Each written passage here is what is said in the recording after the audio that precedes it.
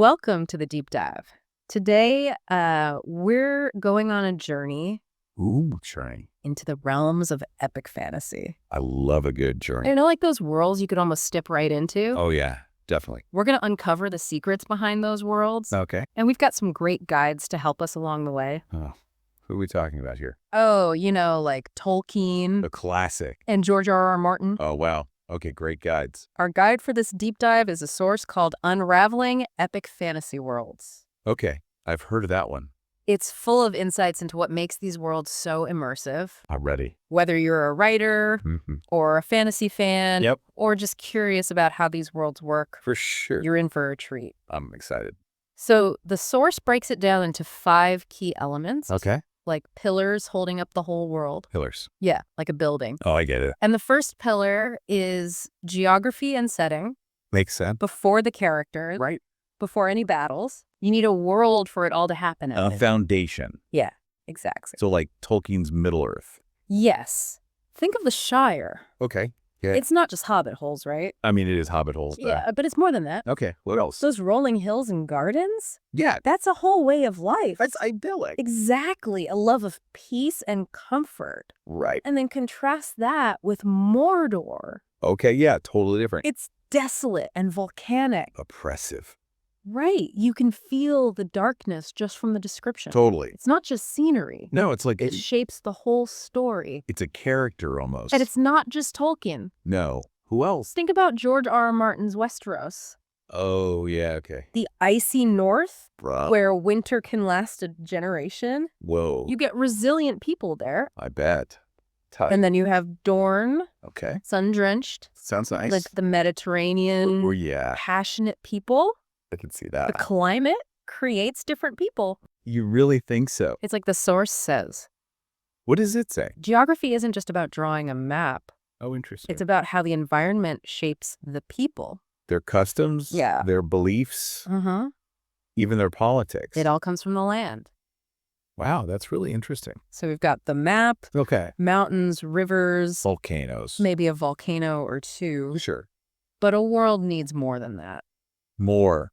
Like Yeah. what? It needs a past. A history. Yeah, history that whispers through the present. Ooh, I like that. That's our second pillar. Okay. History and lore. History and lore. It makes the world feel lived in. Like it was there before the story even started. Exactly. Tolkien's The Silmarillion is a great example. Oh, yeah, I love that book. It's like this epic history of Middle-earth. Gods and elves and ancient wars. You don't even have to read it to enjoy The Lord of the Rings. I know, but it adds so much depth. Right. Like there are all these secrets hidden beneath the surface. Exactly. And Martin does this too. Really? How so? Events like the Targaryen conquest. Oh, yeah, with the dragons, Or Robert's Rebellion. which changed everything. They're not just backstory. So they still matter. They shape the present. Oh, I see.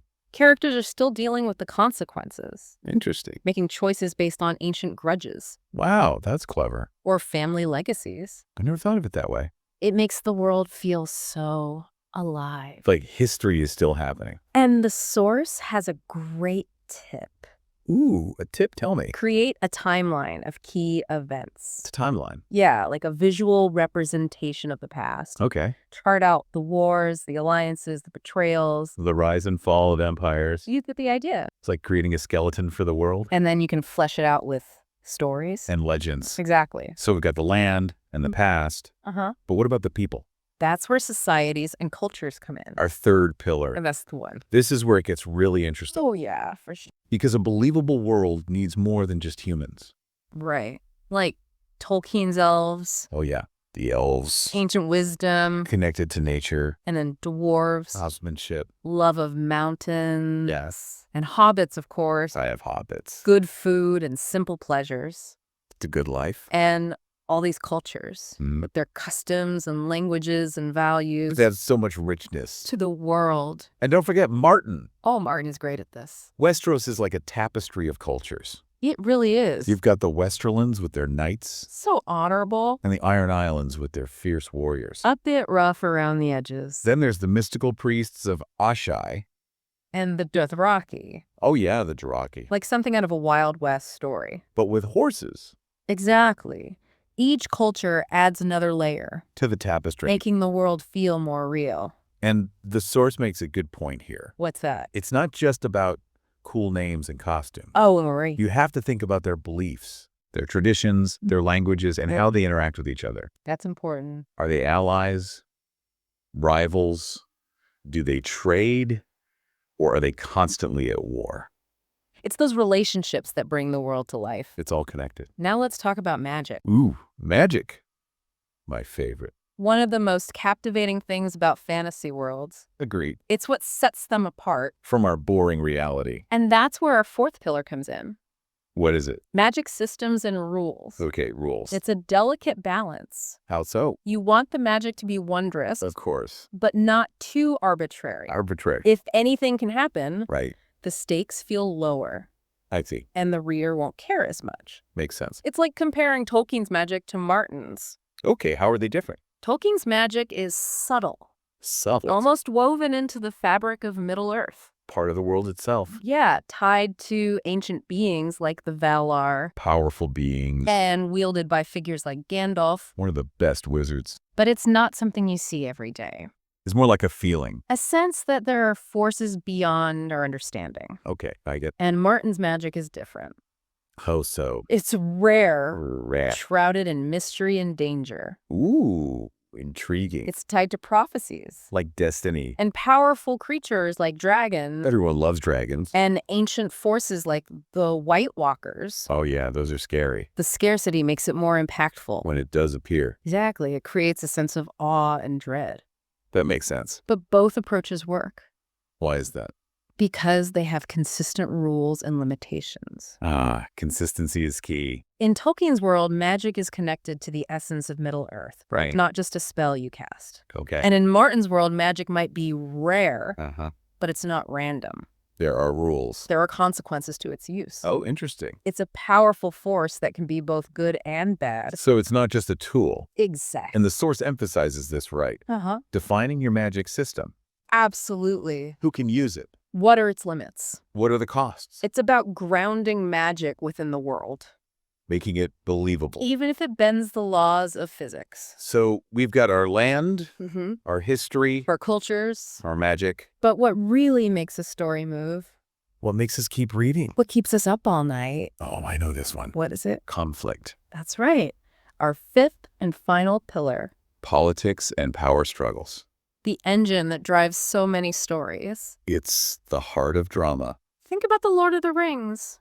It's It's not just about destroying the ring. It's about power The struggle between good and evil, and the choices we make all played out against the backdrop of Middle-earth's politics. with all those different races and factions. Exactly. And then there's Westeros. Oh, Westeros is all about politics. Noble houses vying for power.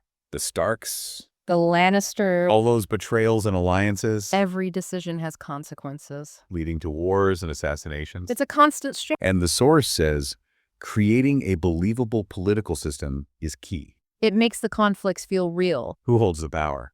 How do they keep it? What are the laws? What are the rivalries? It all adds depth and complexity, Making the world feel like a real place. with real people making real decisions. It's about understanding their motivations, Why they seek power, the systems they operate in, the consequences of their actions, every whisper of conspiracy, alliance. every betrayal. It can all have huge repercussions. So we've covered the 5 pillars of world building. It's a lot to take in It really makes you appreciate these stories. on a whole new level.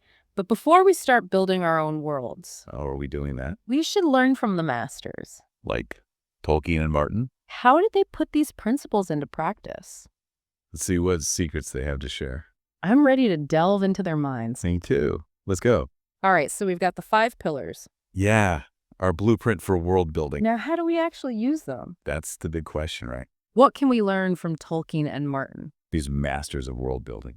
Well, the source points out something interesting. Tell me. Tolkien didn't start with the whole Middle-earth picture. He didn't? Nope.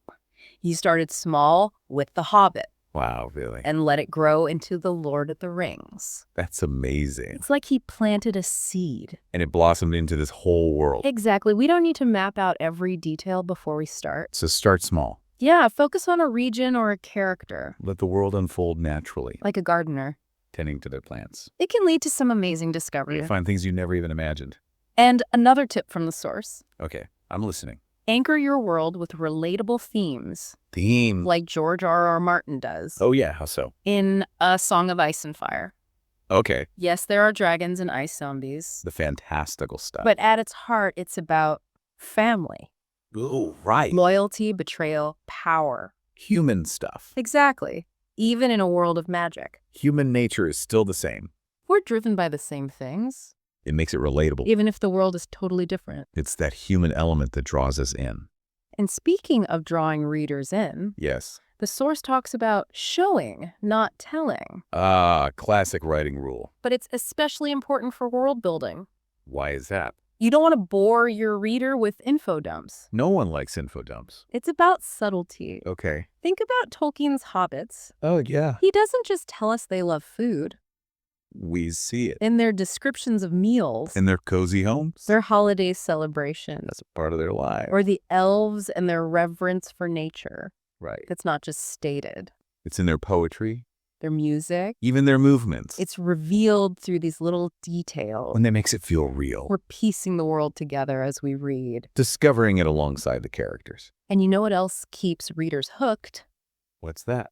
Mystery. Ooh, good one. Martin is a master of this. How so? He drops hints, leaves things unexplained, Making us wonder, like the White Walkers what are they really? or the secrets of Winterfell. So many secrets. He invites us to come up with our own theories. We become part of the world building, That sense of mystery keeps us reading, wanting to know more. even when we get answers. There are always more questions. It's like an endless well of secrets. And that's something we can all learn from. It's not about having all the answers. Right. It's about leaving space for the reader's imagination.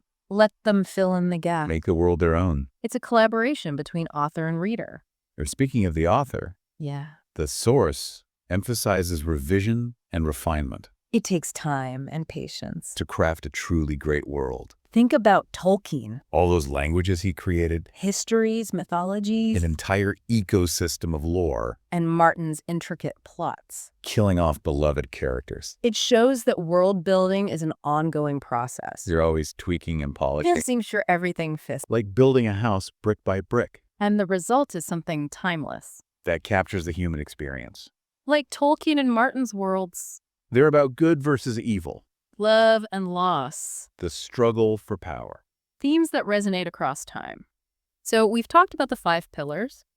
And how the masters use them. But why does all this matter? That's a good question. Why should we care about world building? Whether we're readers or writers, I think it's about the power of these worlds to transport us, to make us believe in the impossible. connect us to something bigger. Think about Middle-earth. It's still captivating people. Decades after the books were published, People write fan fiction, create art. learn Elvish, It's part of our collective imagination. and Westeros is having a similar impact. People are obsessed with it. Debating theories online, Dressing up as characters. naming their pets after direwolves. These worlds are more than just stories. They're destinations. Places we can escape to. Experience adventure and danger. Love and loss. All the things that make life interesting. And for writers, World building is crucial. it's not just a setting It's a world that feels real, with weight and depth. that can support the story you want to tell, It becomes a character itself, influencing everything that happens, shaping the narrative. leaving a lasting impact on the reader. It's amazing, isn't it?